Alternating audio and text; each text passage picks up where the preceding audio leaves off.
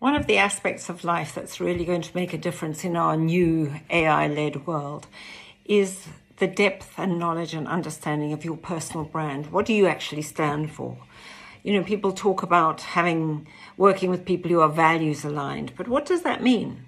What are your values? Have you ever actually consciously articulated them? Just as an aside, I've got a list of values which actually comes from Brené Brown. If anyone's interested in really looking at a full list and working out what are the key values that drive your behavior. But in my business, what I've got to start to do, and this is what I'm learning in my DENT KPI, Key Person of Influence process, is that you have to really identify why do people want to come for coaching, which is what I do, and build the desire for coaching. And for me, that's quite easy because I am a fundamental believer that everybody needs a coach, including me, which is why I've gone in search of this new process with DENT. Everybody needs a coach because we all get caught in our own way of thinking, and we all need somebody to challenge that.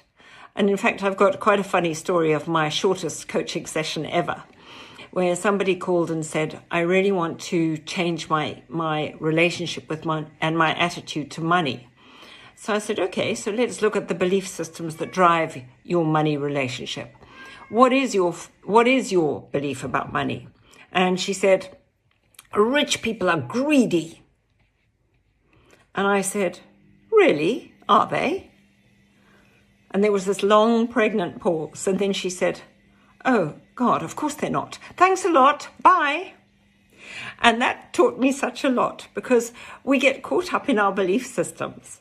And a belief doesn't mean something's true. A belief is just something that you've said a few times and you've created a neural pathway that dictates future behavior based on that belief. And I think that's one of the most valuable roles a coach can play, is to start to challenge our beliefs, your beliefs, our beliefs. And I think that we all need somebody that is going to push us and expand us and say, are you sure that that's the most you can do?